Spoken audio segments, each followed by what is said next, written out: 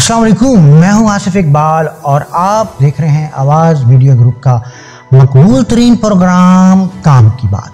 آج کا پروگرام بہت ہی اہمیت کا حامل ہے کیونکہ آج ہم ہیپاٹائٹس کی کتنی اقسام ہیں، اس کا ٹائپ آف ٹریٹمنٹ کیا ہے، اس کو ڈائیگنوز کیسے کیا جا سکتا ہے، اس کی علامات کیا ہیں اور اس سے اور کس قدر کمپلیکیشنز ڈیولپ ہو سکتی ہیں، یہ سب کچھ جاننے کے لیے آج ہم نے زحمت دی ہے جناب محترم ڈاکٹر عمران قریشی صاحب، جو کہ انچارج ہیں PKLI Pakistan kidney and liver institute centre civil hospital Jhang. اس کے علاوہ ڈاکٹر صاحب ایوننگ آورز میں علی احمد خان ٹوبہ روڈ جھنگ میں بھی مریضوں کا چیک اپ کرتے ہیں۔ اور آج ہمارے ریڈیو آواز کے لیے ایک بڑے اعزاز کی بات ہے کہ ڈاکٹر عمران قریشی ماہر امراض معدہ جگر ہیپاٹائٹس اس وقت ہمارے آواز FM 105 کے لائیو اسٹوڈیو میں ہیں۔ ان سے سوالات کا سلسلہ شروع کرتے ہیں۔ السلام علیکم سر۔ جی وعلیکم السلام ڈاکٹر صاحب، سب سے پہلے میں آپ کا شکریہ ادا کرتا ہوں کہ آپ نے اپنے کلینک ٹائم میں ہمیں کچھ وقت دیا۔ جی بسم اللہ الرحمن الرحیم، آپ کا شکریہ، آپ نے بلایا۔ تو میرا یہ جو پروگرام ہوگا اس سے انشاءاللہ بہت سارے جو میرے مریض ہیں وہ مستفید ہوں گے۔ تو سب سے پہلے تو میں آپ کو یہ بتاؤں گا کہ ہیپاٹائٹس ہے کیا۔ جو ہیپاٹائٹس ہے وہ ہیپا اور ٹائٹس دو لفظوں کا مرکب ہے۔ ہیپا کا مطلب ہوتا ہے جگر اور ٹائٹس کا مطلب ہوتا ہے جگر کی سوزش۔ اردو میں اگر ہم اسے کہیں تو جگر کی سوزش ہے۔ تو جگر کی سوزش کرنے کی بہت ساری چیزیں ہیں جو جگر کی سوزش کرتی ہیں۔ ان میں hepatitis A virus, hepatitis B virus, hepatitis C hepatitis D virus, hepatitis E virus, A B C اور ہیپاٹائٹس D اور E وائرس، اس طرح 5 طرح کے وائرس ہیں۔ ایک تو یہ وائرسز ہیں جو جگر کی سوزش کرتے ہیں۔ یس سر۔ اس کے علاوہ شراب نوشی یہ جگر کی سوزش کرتی ہے۔ اس کے علاوہ مختلف ادویات کا استعمال، ایسی ادویات جیسے حکیمی دوائیاں ہیں، یا جیسے آپ کھلا اینٹی بایوٹکس کا استعمال اور درد کی گولیاں ہیں ان کا استعمال بغیر کسی ڈاکٹر کے مشورے سے جو ہم استعمال کر لیتے ہیں، اس سے جگر کی سوزش ہوتی ہے۔ اس کے علاوہ فولاد کی زیادتی، آئرن کی زیادتی، کاپر کی زیادتی اور یہ سب چیزیں جو ہے جگر کی سوزش کرتی ہیں، جگر کے سروسز یا جس کو ہم اردو میں جگر کے سکڑاؤ کہتے ہیں اس کا باعث بنتی ہیں۔ تو جو پاکستان جیسا ملک ہے، جو ڈیولپنگ کنٹریز ہیں، ان میں جو سب سے بڑی وجہ ہے جگر کے سکڑاؤ کی سروسز آف دا لیور کی، ان میں وائرل ہیپاٹائٹس ہے۔ وائرل ہیپاٹائٹس تو وائرل مین when we talk about viral hepatitis تو 5 وائرس ہمارے ذہن میں آتے ہیں۔ A وائرس ہے، B وائرس ہے، C وائرس ہے، D وائرس ہے اور E وائرس ہے۔ ٹھیک ہے، ان میں سے میں جو 3 وائرس ہیں ان کو علیحدہ کر لیتا ہوں اور 2 کو علیحدہ کر لیتا ہوں۔ جو ہیپاٹائٹس B اور ہیپاٹائٹس C ہے اور ہیپاٹائٹس D ہے، ان کے پھیلنے کا طریقہ یا ان کا مریض کو شکار کرنے کا طریقہ علیحدہ ہے۔ یس سر۔ اور جو ہیپاٹائٹس A اور E ہے وہ ایک اور روٹ سے مریضوں کو شکار کرتے ہیں۔ اب جو ہیپاٹائٹس A اور E ہے وہ گندے پانی اور گندی خوراک سے، جو ہم گندا پانی یا گندی خوراک یا باہر جو کٹے پھل اور جو ہے اس سے یہ ہیپاٹائٹس A اور E پھیلتا ہے۔ ہیپاٹائٹس A اور E اگر کسی کو ہو جائے، اس کو ہم عام زبان میں پیلا یرکان بھی کہہ دیتے ہیں۔ یہ جو پیلا یرکان ہے اگر یہ ہو جائے تو یہ اتنا خطرناک نہیں ہے۔ اگر 100 بندوں کو پیلا یرکان ہوا ہے تو اس میں سے کسی 1% چانس ہے کہ 100 میں سے صرف ایک بندے کو جگر فیل ہو سکتا ہے۔ اس میں ایک بندے میں 99% جو لوگ ہیں جن کو ہیپاٹائٹس A اور E ہوتا ہے، جو کہ گندے پانی اور گندی خوراک سے اور باہر کے کھانے کھانے سے ہوتا ہے، وہ ان کو پیلا یرکان ہوتا ہے اور وہ خود بخود صحیح ہو جاتے ہیں۔ یس سر۔ جو خطرناک وائرسز ہیں وہ ہیں ہیپاٹائٹس B اور ہیپاٹائٹس C۔ اب میں نے ایک تیسرا وائرس بتایا ڈیلٹا وائرس جسے ہم کہتے ہیں، یہ B کے ساتھ ہی ہوتا ہے۔ جس کو B ہوتا ہے اسی کو ڈیلٹا وائرس ہی ہوتا ہے، B ہوتا ہے۔ ٹھیک ہے. تو ہیپاٹائٹس سی، ہیپاٹائٹس بی، سی اور جو ڈیلٹا وائرس ہیں وہ خون سے پھیلتے ہیں. یس سر. وہ خون سے بی اور سی اور ڈیلٹا وائرس یہ تینوں بلڈ جو ہے اس کے ٹرانسفر سے یہ بلڈ بانڈ ہے. یہ بلڈ بانڈ ہے. اور اس کا مطلب یہ ہے کہ آپ نے اگر فرض کریں ایک ایسی جگہ سے آپریشن کرایا ہے جہاں آپ کے جو اوزار ہیں وہ اگر پورے صحیح طرح اس کو اسٹرلائز نہیں کیا گیا، اور ایسے مریض کے یعنی کہ ہیپاٹائٹس بی سی کے انفیکٹڈ مریضوں کے اوزار ان کو پراپرلی اسٹرلائز نہیں کیا گیا اور آپ نے آپریشن کروایا، اور وہ اس سے آپ سے ایک سے دوسرے میں یہ منتقل ہو جائے گا. یا اگر آپ نے کسی سے انجیکشن لگوایا اور وہ آپ نے نئی سرنج کا استعمال نہیں کیا تو اس سے یہ ہو جائے گا. آپ نے ایسے کسی جگہ سے دانتوں کا علاج کروایا ہے اور وہاں پہ انسٹرومنٹس جو ہیں وہ اسٹرلائز نہیں ہیں، اور وہ انسٹرومنٹس پہلے ہیپاٹائٹس بی سی اور کے مریض پہ استعمال ہیں اور وہی آپ پہ استعمال کر دی گئے ہیں اسٹرلائز کیے بغیر، ان کی صفائی کے بغیر، اور تو وہ اس سے ہیپاٹائٹس جو ہے وہ ہو جائے گا.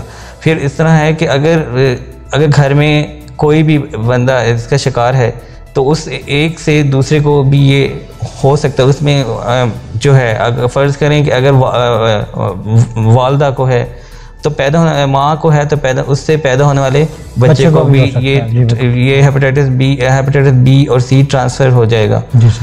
تو اگر جو اس لیے میں مریضوں کو اکثر یہ بھی کہتا ہوں کہ وہ اپنا کنگھا، تولیہ، برش، نیل کٹر، تکیہ، گلاس علیحدہ رکھیں. جو مریض ہیں گھر میں وہ اپنا کنگھا، تولیہ، نیل کٹر، تکیہ، برش علیحدہ رکھیں، کیونکہ ہیپاٹائٹس جو بی اور سی کا مریض ہے یہ خون سے پھیلتا ہے.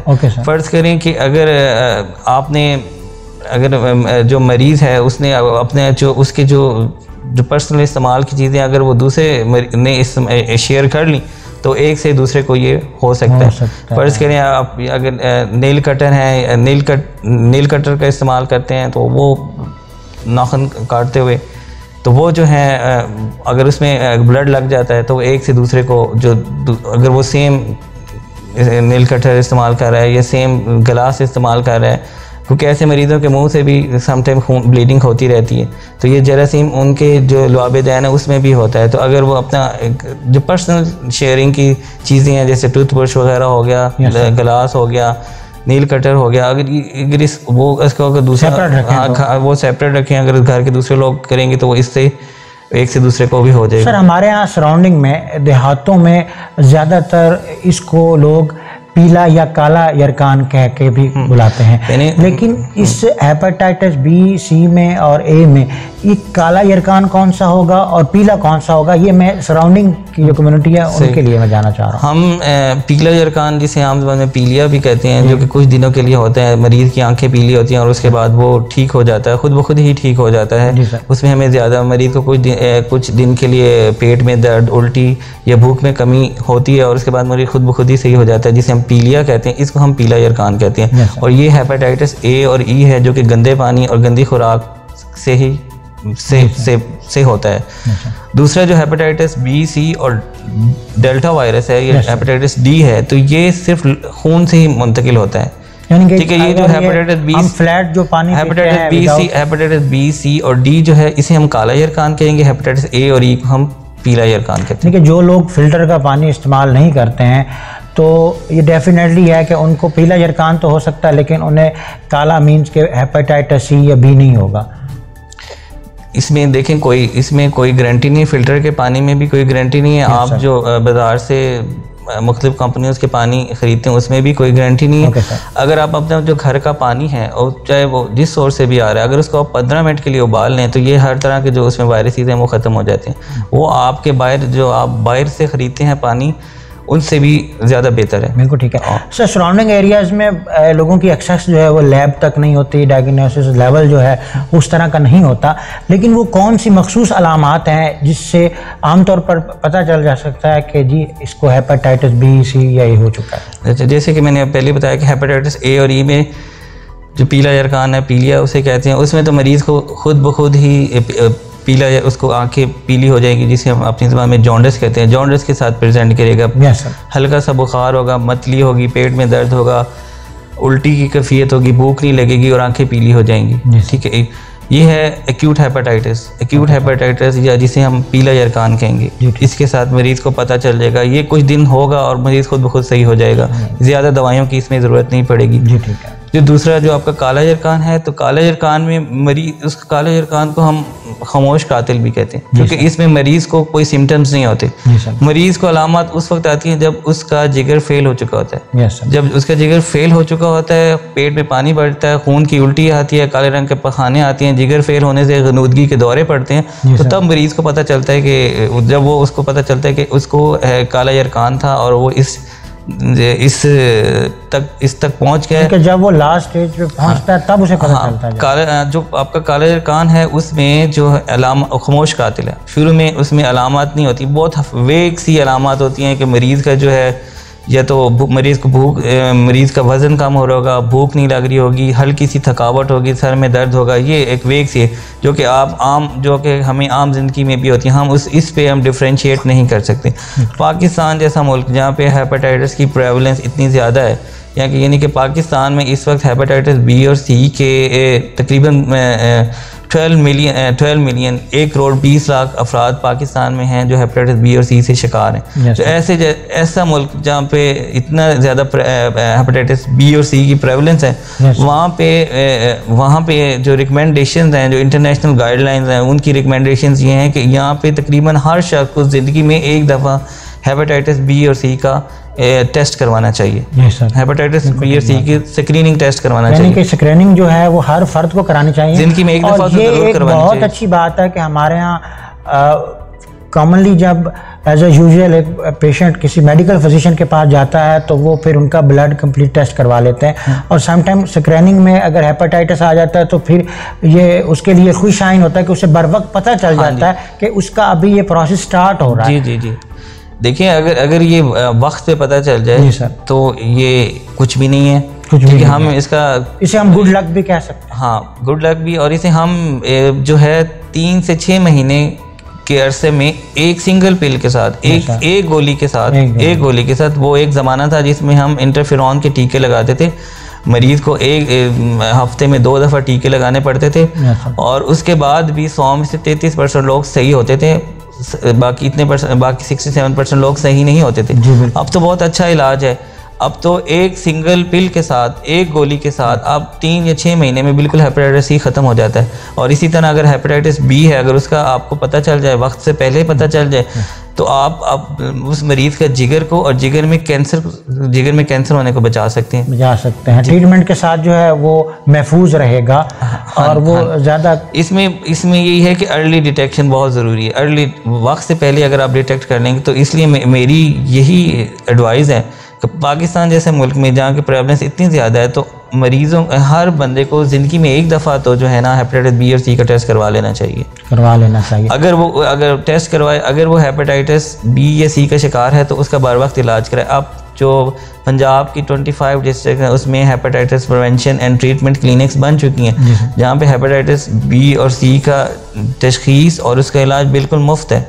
جیسے کہ ہمارے سول ہاسپٹل میں ہم 10,000 سے زیادہ مریضوں کا مکمل صحت یاب ہو چکے ہیں. بالکل ٹھیک بات ہے سر.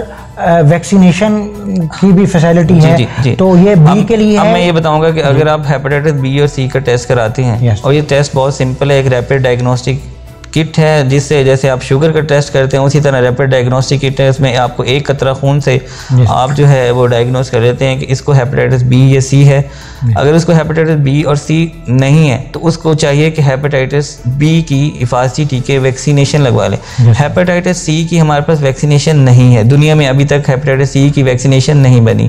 ہیپاٹائٹس بی کی ویکسینیشن ہمارے پاس اویلیبل ہے, اور وہ جو ہے وہ ہر بندے کو لگوا لینی چاہیے. اگر اس کو ہیپاٹائٹس بی نہیں ہے اور وہ ہیپاٹائٹس بی کی ویکسینیشن کروا لیتا ہے, اور اس کی 3 خوراک ہیں, آج پہلا ٹیکہ لگا, مہینے بعد دوسرا, اور آج سے 6 مہینے بعد تیسرا, اگر وہ 3 ٹیکے لگوا لیتا ہے تو ساری عمر کے لیے وہ ہیپاٹائٹس بی سے محفوظ ہو جائے گا.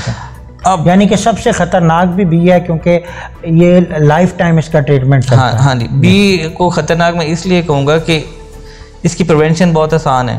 یعنی کہ اگر ہم جو ہے اس کی حفاظتی ٹیکے لگوانے تو ہم ساری عمر کے لیے محفوظ ہیں. اور اگر یہ ہو جاتا ہے تو پھر اس کا جو علاج ہے ہیپاٹائٹس بی کا علاج 1 سے 4 سال کم از کم, یا پھر پوری زندگی بھی ہیپاٹائٹس بی کی دوائی کھانی پڑ سکتی ہے. اور سی کا سر جو ہے اس کا کتنا پیریڈ ہے؟ سی کا جو ہے ہیپاٹائٹس سی کا, تو ہیپاٹائٹس سی کا تو دنیا ہی چینج ہو گئی ہے. اس کا تو علاج جو ہے بہت ہی آسان ہو گیا کہ ایک گولی آپ نے کھانی ہے تو 3 ماہ یا 6 ماہ میں آپ ہیپاٹائٹس سی ہمیشہ کے لیے ختم ہو جائے گا. 6 ماہ کے بعد اسے ڈوز لینے کی ضرورت نہیں ہے. 6 ماہ کے, یہ ڈیپینڈ کرتا ہے کہ اس کے جگر کی کنڈیشن کیا ہے. اگر جگر کی کنڈیشن اچھی ہے تو اس کا علاج 3 ماہ کا ہوگا. اگر جگر کی کنڈیشن زیادہ خراب ہے تو پھر اس کو 6 ماہ کا علاج ہوگا. یہ ڈیپینڈ کرتا ہے کہ سر اب جو پیشنٹس آپ کے پاس آتے ہیں, خواہ وہ DHQ میں آئیں یا علی احمد ہاسپٹل ٹوبر اور جھنگ میں, تو کیا پروسیس ہے, کس طرح انہیں آپ کے پاس آ کے معائنہ کروانا چاہیے اور کس طرح فردر پروسیس؟ دیکھیں, میں نے جیسے آپ کو پہلے بھی بتایا کہ پاکستان کڈنی اور لیور انسٹیٹیوٹ کے انڈر اور hepatitis control programme Punjab, hepatitis and infectious control programme جو ہمارا پنجاب کا ہے, اس کے انڈر جو ہے نا 25 ڈسٹرکٹ آف پنجاب میں hepatitis prevention and treatment clinics بن چکی ہیں, جہاں پہ ہیپاٹائٹس بی اور سی کی تشخیص اور اس کا علاج بالکل مفت ہے. اگر کوئی مریض اس کا علاج کرنا چاہتا ہے, اگر کسی کو پتہ چلا کہ اس کو کالا جرقان ہے, تو اسے دائیں بائیں حکیموں کے پاس یا گلی محلے میں بیٹھے ڈاکٹرز کے پاس جانے کی بالکل ضرورت نہیں ہے. ایک مستند ڈاکٹر جو کوالیفائڈ ڈاکٹر ہے اس کے پاس وہ سول ہاسپٹل میں تشریف لائیں. ہمارا جو لیور سینٹر ہے, جو ہمارا ہیپاٹائٹس سینٹر ہے, اس میں تشریف لائیں.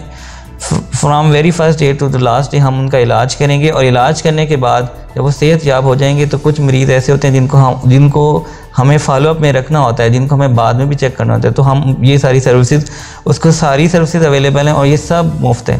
جی سر. اور یہ اس کو سب بالکل فری, اس کی یہ دوائی مفت ہے, اس کا یہ تشخیص کا جو PCR کا ٹیسٹ ہے جو کہ باہر کی اچھی لیبارٹریوں سے 10 سے 12 ہزار کا ہوتا ہے, لیکن وہ ہمارے جو سول اسپتال میں جو ہیپاٹائٹس اس کے لیے جو PCR کا ٹیسٹ ہے وہ بالکل فری ہے.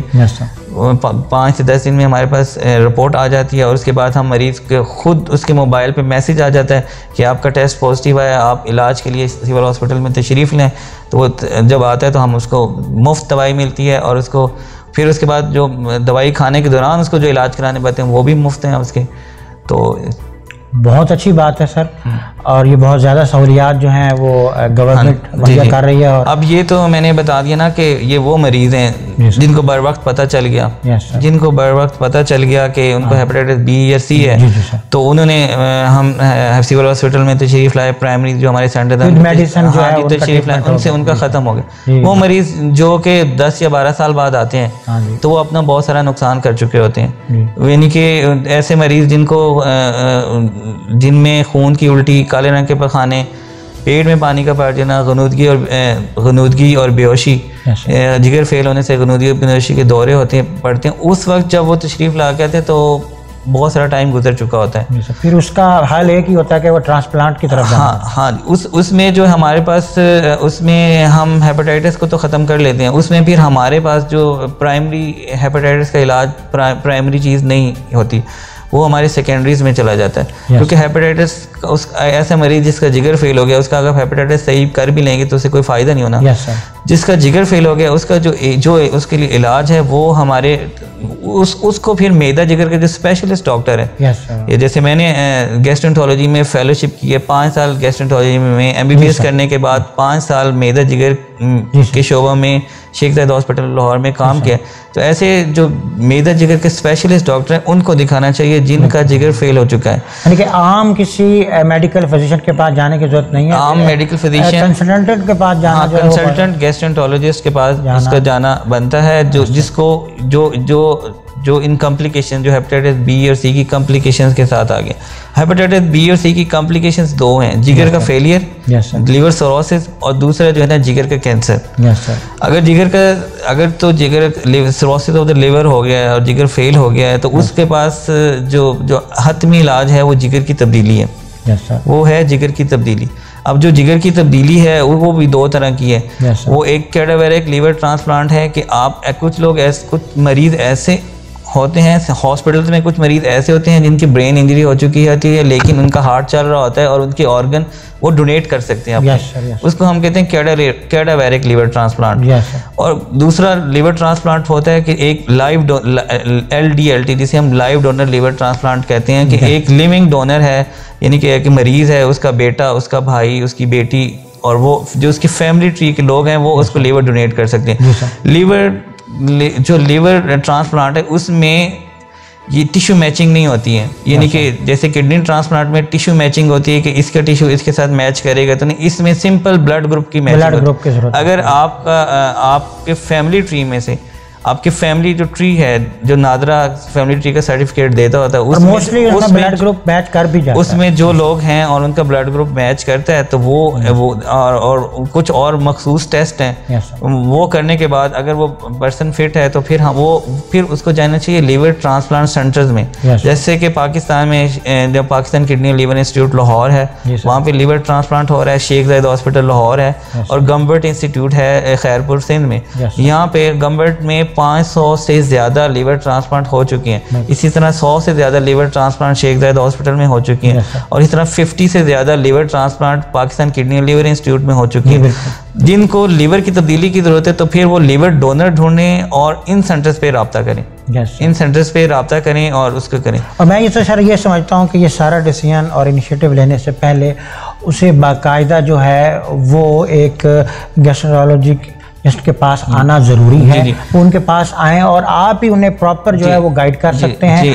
ان کی جو نمبر آف رپورٹس ہیں ان کو دیکھتے ہوئے اس کو پورا جو اس کا لیول ہے اس کو مد نظر رکھتے ہوئے کہ کیا یہ اس ایبل ہے بھی صحیح کہ اس کو اس پروسیس میں گزارا بھی جا سکتا ہے یا نہیں. سر میں آپ کا نہایت مشکور ہوں کہ آپ اپنے قیمتی وقت میں یہاں ریڈیو آواز کے لائیو اسٹوڈیو میں تشریف لائے, اور میں آپ سے یہ امید کرتا ہوں کہ یہ اویئرنیس پروگرام کا سلسلہ آپ کے ساتھ جاری و ساری رہے گا. انہی الفاظ کے ساتھ سر میں آپ کا شکریہ ادا کرتا ہوں. سامعین, ایک وقت تھا جب ڈسٹرکٹ جھنگ میں ہیپاٹائٹس کا علاج کروانے کے لیے آپ کو فیصل آباد, لاہور اور راول پنڈی کا رخ کرنا پڑتا تھا, لیکن الحمدللہ جب سے ڈاکٹر عمران قریشی صاحب جو کہ ایم ڈی گیسٹرولوجی ہیں شیخ زاید ہاسپٹل لاہور کے, اس وقت یہ انچارج ہیں D H Q hospital kidney and liver institute centre کے. یہ یہاں پہ ڈی ایچ کیو میں بھی تشریف فرما ہوتے ہیں, اور اس کے علاوہ ان آر میں یہ علی احمد خان ہاسپٹل ٹوبا روڈ میں بھی اپنی سروسز سر انجام دے رہے ہیں. میں امید کرتا ہوں کہ آپ کو یہ اویئرنیس پروگرام کام کی بات اور پسند آیا ہوگا. انہی الفاظ کے ساتھ اپنے میزبان آصف اقبال کو اور ڈاکٹر عمران قریشی صاحب کو اجازت دیجیے. اللہ نگہبان.